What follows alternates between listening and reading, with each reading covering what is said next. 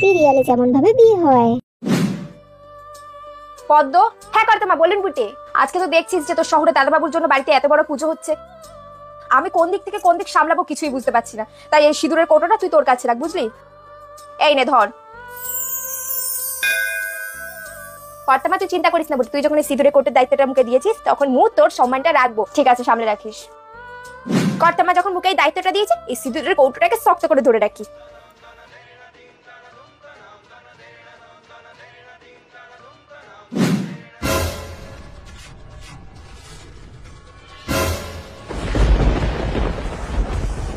দাদু ভাই তুমি এটা কি করলে? বাবু তুই এটা কি করলি? ঠাকুরপো, ঠাকুরপো তুমি এটা কি করলে? শহরে দাদা বাবু এটা কি করলি বুটে? What's happening guys? দাদু ভাই তুমি বুঝতে পারছো না যে তুমি কি করলে? তোর হাতে ধাক্কা লেগে মোর স্মৃতি রাঙিয়ে গেল। তোমার হাতে ধাক্কা লেগে সিঁদুর উড়ে গিয়ে পদ্ম স্মৃতিতে পড়েছে। তার মানে আজ থেকে পদ্ম তোমার স্ত্রী? না না না, কিছুই তো হয়নি। কি এমন হয়েছে? জাস্ট ধাক্কা লেগে সিঁদুরটা পড়ে গেল। এটা তুই কি করলি শহরে দাদু বাবু? তুই জানিস তুই কি করলি? ভূত আর কিলোমিটার যেতে পারবো না রে, ভূত কাউকে মুখটা দেখাতে পারবো না। এই তোকে সিঁদুরের কটটা ধরতে দিয়েছিলাম, তুই শক্ত করে ধরতে পারিস নি? সব ইচ্ছা করে করলি বল? না কিনিমা না, এটা ইচ্ছে করে করিনি, তো বিশ্বাসটা কর মুখে। তুই সব নাটক করে ইচ্ছে করে ওর হাত দিয়ে সিঁদুরটা পড়লি। বল বৌমা, আমাদের কুলদেবীর সিঁদুর, সেই সিঁদুর গিয়ে পদ্মর মাথায় উঠেছে। তার মানে পদ্ম আজ থেকে এই বাড়ির বউ। মা এই পদ্মটা সব ইচ্ছে করে করেছে। দাদু ভাই একটা কথা বলতে আমি বাধ্য হচ্ছি, তোমার হয়তো ভালো নাই লাগতে পারে। আমি কি হয়েছে আমি তো কিছুই বুঝতে পারছি না, তোমরা এত রিঅ্যাক্ট কেন করছো? কিন্তু তুমি যাই বলো না কেন, তোমার হাতে ধাক্কা লেগে কিন্তু পদ্মর মাথায় সিঁদুর উড়ে গিয়ে পড়েছে। তার মানে তোমাকে মানতেই হবে, তোমাকে মানতেই হবে যে আজ থেকে ও তোমার স্ত্রী। মম মম প্লিজ ট্রাস্ট মি, আমি ইচ্ছে করে কিছু করিনি।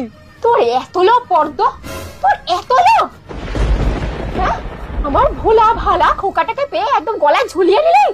গিনিমা, বড় বৌমা আমার কথাই হলো এই বাড়িতে শেষ কথা। আজ থেকে ঘুটঘুটি রাজবংশের ছোট বৌমা হচ্ছে পদ্ম। আমি এই বিয়ে মানি না মা। এখন কিন্তু পদ্মকে মেনে নেওয়া ছাড়া আর কোনো উপায় নেই তোমার। কারণ পদ্ম স্মৃতিতে সিঁদুর যখন একবার উঠেই গেছে, ও এখন এই বাড়ির বউ, এই ঘুটঘুটি রাজবংশের ছোট নাচ বউ। চাল চুলোই না একটা মেয়ে যে ছোটবেলা থেকে আমাদের বাড়িতেই বড় হলো, সে নাকি আমার ছেলের বউ। দেখেছে বড়লোক বাড়ির ছেলে, তাই গলায় একটা ঝুলে পড়লি। বড় বৌমা, এই বাড়ির কর্ত্রী আমি, আর আমি এখনো বেঁচে রয়েছি। আর আমি যতদিন বেঁচে রয়েছি আমার কথা শেষ কথা। আমাদের এই ঘুটঘুটি রাজবংশের ওই 7 লাহরি হারটা, যেটা আমি তোমাকে তোমার বিয়ের সময় দিয়েছিলাম, সেটা এখনই খুলে দাও। কেন মা, এই হার আমি আপনাকে কেন দেবো? কারণ এই বাড়ির যোগ্য পুত্রবধূ চলে এসছে, তাই ওই হারের মালিক এখন পদ্মই হবে, তুমিও না বা অন্য কেউ না। না মা, এই হার আমি আপনাকে দিতে পারবো না। আমি যেটা বলেছি সেটাই করো, না হলে এই ঘুটঘুটি রাজবংশের পাঠ চুকিয়ে বেরিয়ে যাও। এই জি, তোকে তো আমি পরে দেখে নেবো পদ্ম। তুই আমার খোকাকেও নিলি, আমার 7 লহরির হারও নিলি, সবকিছুর মাসুল তোকেই দিতে হবে। এই নে, আজ থেকে এই হারটা তোর। না ঠামি না, গিনিমার ওই হারটা মু পড়তে পারবো না বুটে, মু ওটার যোগ্য না। আমি জানি যে তুই এই বাড়ির যোগ্য পুত্রবধূ। এই নে, এটা সবসময় পড়ে থাকবি, ঠিক আছে? তোর স্বামীর মঙ্গল হবে।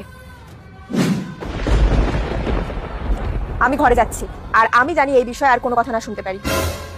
বরণ ডালার ব্যবস্থা করো, পদ্মকে ঘরে বরণ করে নিয়ে আসো। পদ্ম, তুই একবার আমার ঘরে ঘুরে যাস বরণের পর, ঠিক আছে? আচ্ছা আমি ঠিক আছে, তুই গিয়ে বিশ্রামটা কর, বুঝ যাচ্ছি তোর ঘরে। তোকে বরণ করার থেকে বরণ না করা ভালো, বুঝেছিস? যা চা পারবি করে নে, আমি তোকে কোনো বরণ টরণ করতে পারবো না। মা মা আপনি জানেন না, দাঁড়ান। জানি না মুঠো আমি সম্মানটা রাখতে পারবো কিনা, এই হারের মর্যাদাটা দিতে পারবো কিনা।